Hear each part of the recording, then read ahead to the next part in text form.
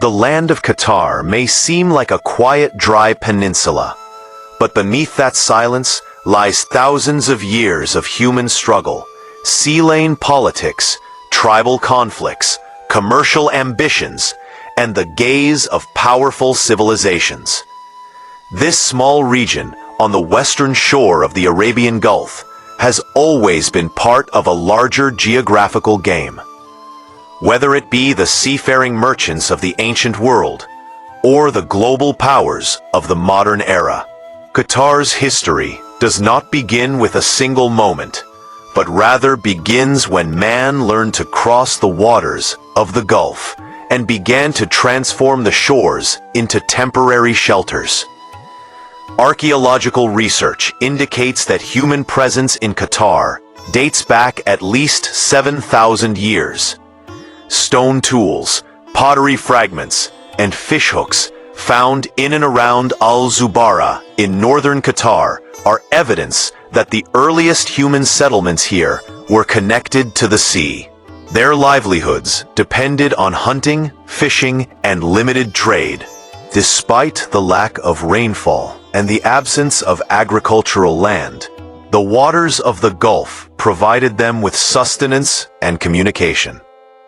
The trade records of the ancient Mesopotamian civilizations, especially the Sumerians and Babylonians, mention the coastal areas of the Gulf, from which pearls, dried fish, and certain mineral products were imported. Although the name Qatar is not explicitly mentioned in any written text of the time, historians agree that the area of present-day Qatar was part of the trade routes that connected Mesopotamia, Makran, and the Indus Valley. These same sea routes also appear in the writings of later Greek and Roman geographers.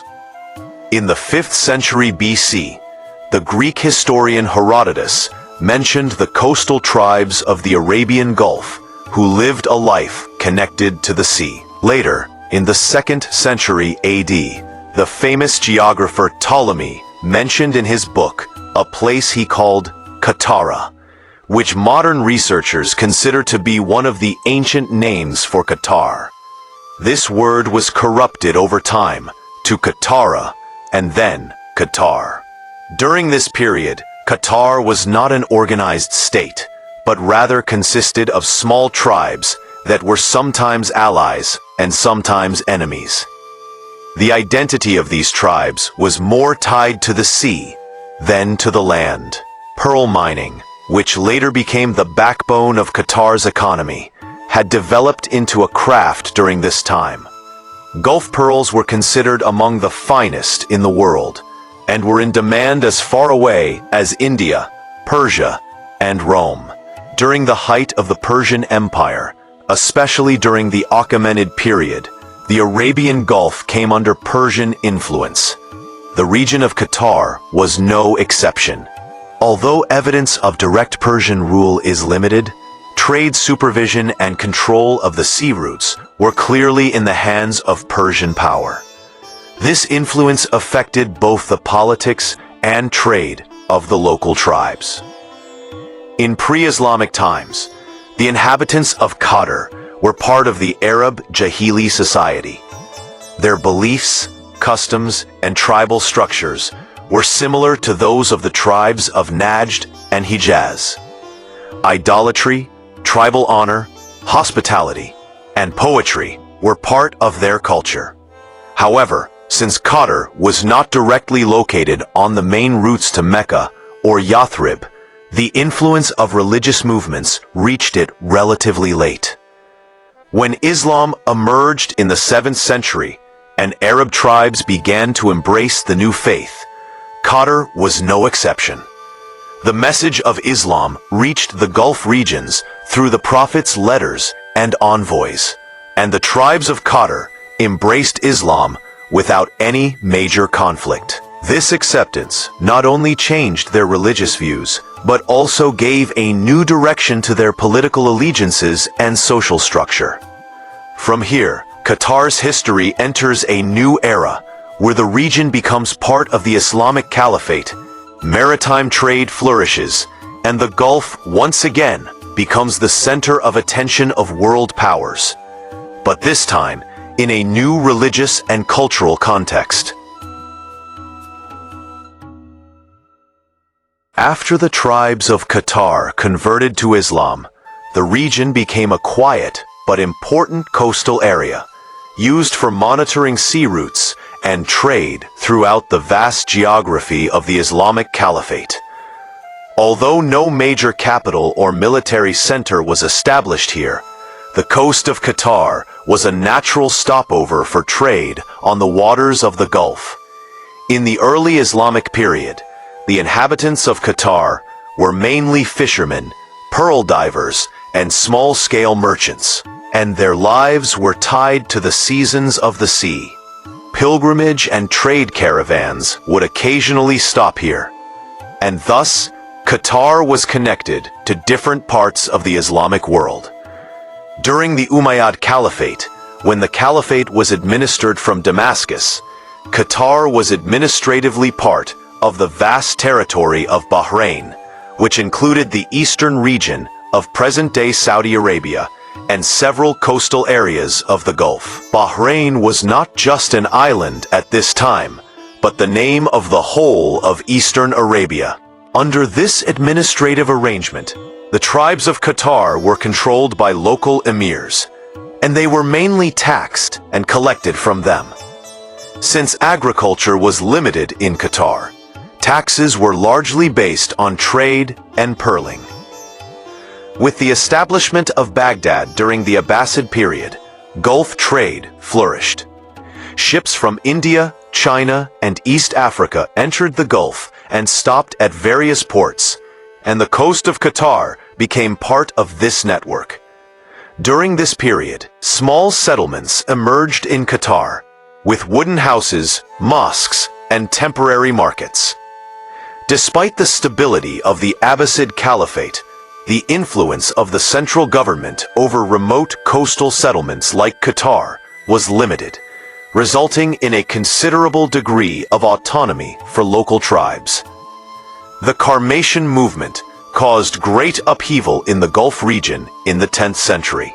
Qarmatian rebellions in Bahrain and the surrounding areas weakened the hold of the Abbasid Caliphate, and Qatar was also affected by this instability. Although the Qarmatians were centered in Al-Assa, their activities undermined trade and security throughout the Gulf. Qatar's coasts were sometimes subjected to their naval attacks, which displaced the local population and put them under economic pressure. After the fall of the Qarmatians, relative peace was restored in the Gulf, but the balance of power now shifted more towards the local tribes. In Qatar, various Arab tribes consolidated control over their respective coastal areas and used maritime resources as a means of expressing tribal power. The pearl trade became exceptionally important during this period. Gulf pearls began to reach not only the Islamic world, but also Europe, and Qatari divers became famous for their skills. When the Mongol invasions devastated much of the Middle East in the 13th and 14th centuries, a remote coastal region like Qatar escaped direct destruction, but the disruption of trade networks affected its economy. After the fall of Baghdad, Gulf trade slowed for a time, which also affected the coastal societies of Qatar. Nevertheless, a maritime lifestyle continued, and pearling was still the basis of the local economy. The arrival of European powers in the late 15th century marked a turning point in the history of the Gulf. The Portuguese began to dominate the sea routes of the Indian Ocean and the Gulf, and soon took control of Muscat, Hormuz, and other important ports. Although Qatar was not the main target of the Portuguese, their naval presence changed the politics of the entire Gulf. Local tribes now had to deal with a new power, and foreign control over maritime trade began to increase. Following the Portuguese, the Ottoman Empire sought to expand its influence in the Gulf. In the 16th century, the Ottomans laid claim to several territories in eastern Arabia and formally incorporated Qatar into their sphere of influence. However, Ottoman control was largely symbolic, as practical power remained with local tribes. The Ottoman presence was primarily intended to limit Portuguese influence and to deter European powers from approaching the holy places. Qatar's history in the 17th and 18th centuries was largely a balancing act between tribal politics, a maritime economy, and external powers. During this time, various tribes settled in different parts of Qatar, including families who would later play important roles. The pearling industry was at its peak, and hundreds of boats would set sail each year during the pearling season, with thousands of men working for months in dangerous conditions. By the end of the 18th century, the Gulf had once again become a center of world politics. This time, the most prominent of the European powers was Britain, which focused on the Gulf routes to protect trade with India. British naval power gradually consolidated its presence in the Gulf, and it was at this point that Qatar's history began to enter a new and decisive period, one in which local tribes, British interests, and emerging regional powers were about to collide.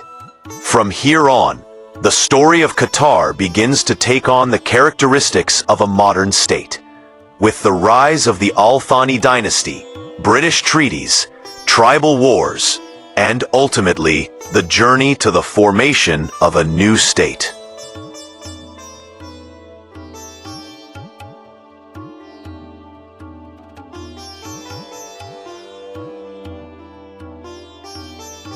The atmosphere of the Arabian Gulf was changing rapidly in the late 18th and early 19th centuries.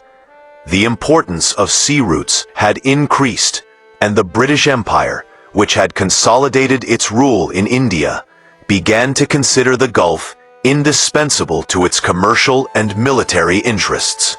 Against this background, the importance of coastal regions such as Qatar also increased, because this region, being located in the middle of the Gulf, had a natural position for maritime movement.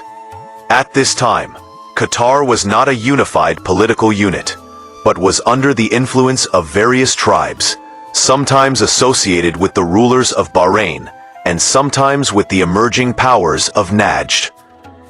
In the early 19th century, the Al Khalifa family of Bahrain sought to extend its influence over Qatar. Bahrain was emerging as a major power in the Gulf, and its economy was largely dependent on the pearl trade, in which Qatar played a significant role. Bahraini rulers began to collect tribute from Qatar, and even appointed representatives in some areas. This situation caused unrest among the local tribes of Qatar, as they began to feel under foreign domination.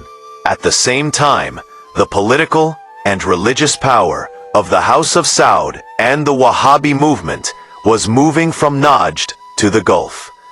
They also had their sights set on Qatar and Bahrain, which entangled the entire region in a complex balance of power.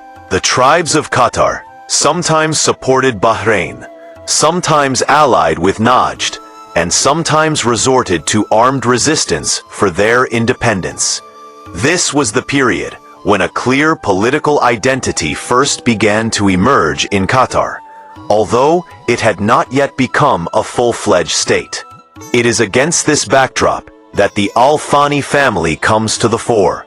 Sheikh Mohammed bin Thani, an influential tribal leader of Qatar, attempted to unite the various tribes in the mid-19th century. Under his leadership, Qatar gradually moved away from Bahraini influence.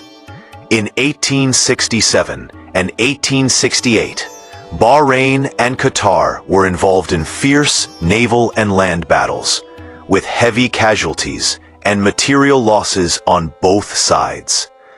These battles affected Gulf trade, prompting the British government to intervene.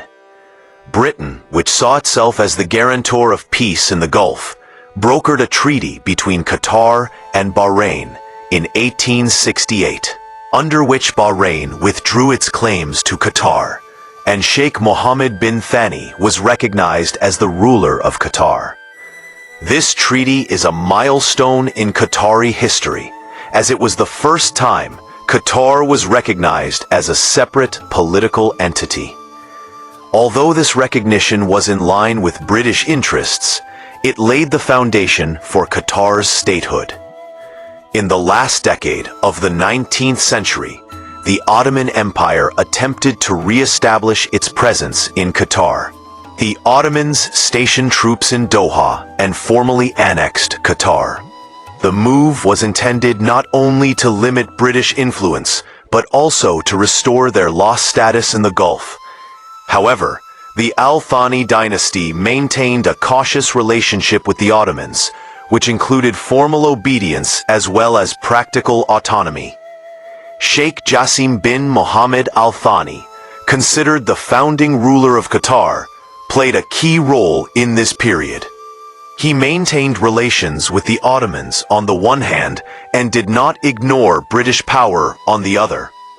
In 1893, Sheikh Jassim and Ottoman forces fought at the Battle of Al-Wajah, in which the Qatari tribes defeated the Ottomans.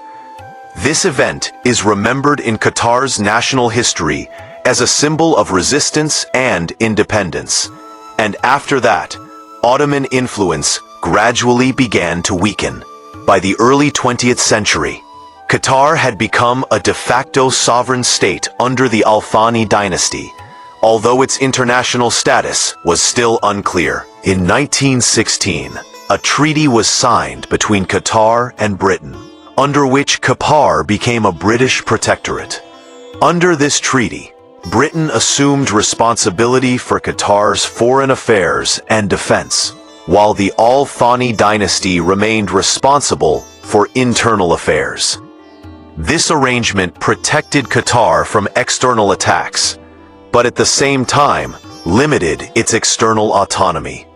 During this period, Qatar's economy was almost entirely dependent on pearls. Every year, thousands of divers would venture into the sea in dangerous conditions, and these pearls were the lifeblood of the Qatari people. But in the 1930s, the invention of Japanese cultured pearls destroyed the traditional pearling industry in the Gulf. Qatar was also severely affected by this economic crisis. Unemployment, poverty, and social problems increased, and many people began to migrate to other areas in search of a better life. During this dark period, Qatar's fortunes were about to change once again. The discovery of oil reserves hidden beneath the earth offered a new ray of hope. Oil was first discovered in Qatar in 1939, although production was delayed by World War II. When regular oil production began after the war, Qatar's economy, society, and politics all began to change radically. This was the turning point where Qatar began to emerge from a period of poverty and uncertainty towards wealth, development, and global importance. Oil not only supported Qatar's economy, but also began the process of transforming it into a modern state, a process that was to proceed at an astonishing pace in the decades to come.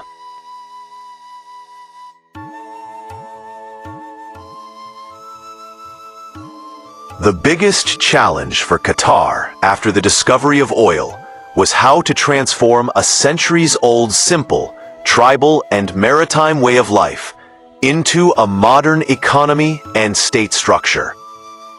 When regular oil production began after the end of World War II, the silence on Qatar's shores began to break.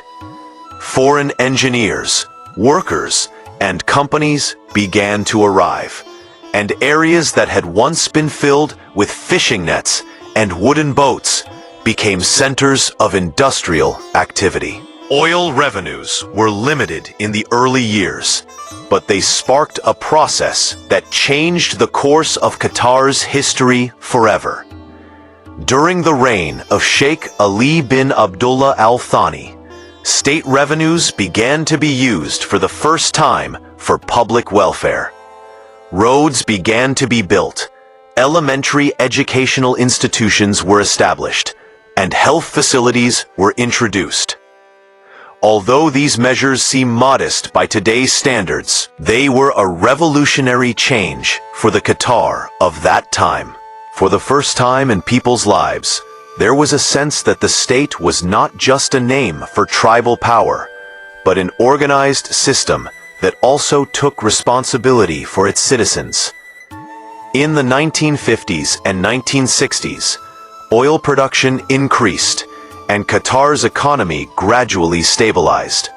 At the same time, political changes were also taking place in other parts of the Gulf. The British Empire announced that it intended to withdraw its military presence from the Middle East. This announcement brought all the Gulf states, including Qatar, to a new era where they had to make their own decisions about their own sovereignty and future. Initially, Qatar was proposed to join a federal structure like the United Arab Emirates, but due to political differences and concerns about preserving its sovereignty, Qatar decided to proceed as a separate state. On September 3, 1971, Qatar officially declared its independence and emerged on the world map as an independent state. This moment marked the beginning of a new chapter for Qatar after centuries of external surveillance and influence.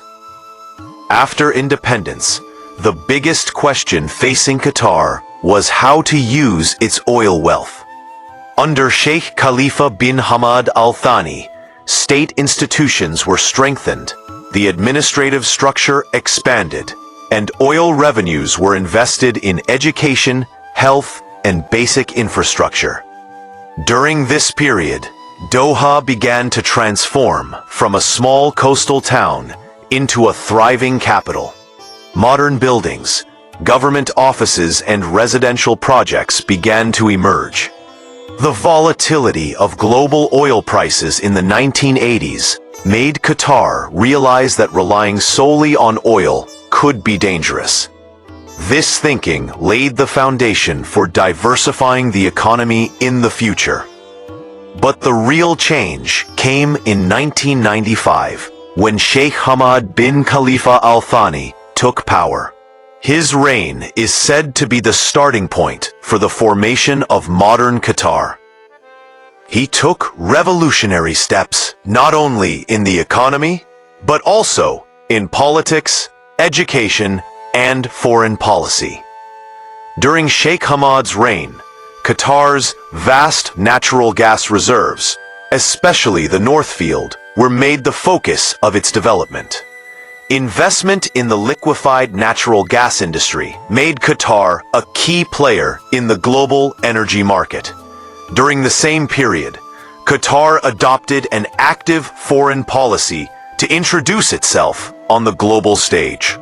The establishment of the Al Jazeera news network was the most prominent manifestation of Qatar's soft power, which changed not only the Arab world, but also the global media landscape. There has also been remarkable progress in the education sector. The establishment of Education City, where the campuses of the world's leading universities were established, was a sign that Qatar wants to link the economy of the future with knowledge and research. At the same time, investments in health, culture, and sports have further strengthened Qatar's global identity. The announcement of hosting the Asian Games and later the hosting of the 2022 Football World Cup was a continuation of this vision. Qatar has played a balanced but active role in global politics. Mediation in conflicts, contacts with various groups, and diplomatic efforts have established Qatar as a small but influential state. However, this policy has not always been without controversy. The Gulf crisis in 2017, when some neighboring countries boycotted Qatar, was a major test for Qatar. The crisis forced Qatar to increase its self-sufficiency, promote local production, and be more cautious in its foreign policy. Despite this crisis, Qatar not only managed to manage its economy, but also gained further strength in many areas. New trade routes, local food production, and global partnerships made Qatar more self-reliant.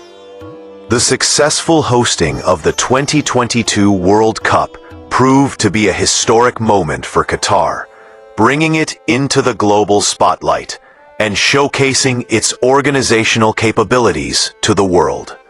As we approach 2025, Qatar has become a state that is not limited to oil or gas wealth, but has also made its mark in the fields of knowledge, media, diplomacy, and sports.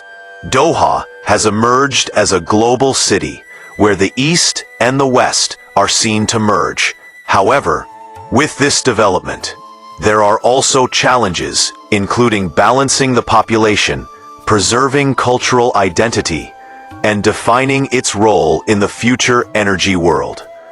Qatar's history is a story of continuous change, a story that begins with a people who lived for centuries at the mercy of the sea, and ends with a modern, self-confident, and globally influential state. The journey is not yet complete, but each passing year adds a new chapter to the story. A chapter that will further define the future of this small but extraordinary state.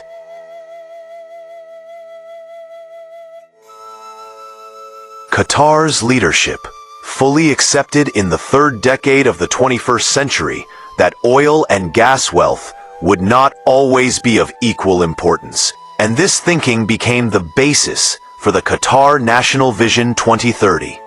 The vision aims not only to achieve economic development, but also to create a society that is knowledge-based, preserves its cultural identity, and plays a responsible and influential role in the global system. By 2025, many aspects of this vision had been implemented, but the journey is still ongoing, and many future scenarios are emerging. In the energy sector, Qatar has made it clear that although it is one of the world's largest exporters of liquefied natural gas, it does not want to limit itself to a traditional energy state. Carbon management, clean energy research, and the promotion of gas as a transitional fuel have become part of Qatar's future strategy. By 2025, Qatar has launched plans to further expand its gas production, which aim not only to increase revenues, but also to position itself as a reliable partner in the face of global energy instability. In the field of economic diversification, Qatar has given special importance to the finance, aviation, logistics, tourism, and sports industries. Instead of leaving infrastructure idle after the 2022 World Cup, efforts are being made to use it for long-term economic benefits. Stadiums are being adapted for community centers, educational institutions, and international events, while Doha is being promoted as a global conference and sports center. All these steps are a sign that Qatar believes in sustainable development rather than temporary fame. On a social level, Qatar is trying to strike a delicate balance. On one side is rapid modernization, the pressure of global culture, and a large foreign population. And on the other side are traditional values, Arab identity, and Islamic heritage. By 2025, the state has sought to preserve its history and identity through cultural institutions, museums, and educational curricula. Projects like the National Museum of Qatar are an expression of Qatar's desire to tell its own story to the world, not just through the eyes of others. The future scenarios in the field of foreign policy are also becoming clearer. Qatar has proven that even a small state can have an impact on the global stage if it adopts wise diplomacy. Mediation, humanitarian aid, and balanced relations have become the pillars of Qatar's foreign policy. In the future, it is expected that Qatar will continue to play the role of a bridge in conflicts, because this role gives it a unique place in world politics. Technology and the digital economy are another important pillar of Qatar's future. Projects such as smart cities, artificial intelligence, data security, and digital governance show that the state does not want to keep future generations dependent solely on natural resources. Investing in the education and training of the young population is a continuation of this thinking, so that the Qatar of the future is not only wealthy, but also talented and independent. The biggest question for Qatar after 2025 may not be how rich it is, but how responsibly it uses that wealth. Environmental pressures, global energy transitions, regional politics, and internal social changes are all factors that will shape Qatar's path.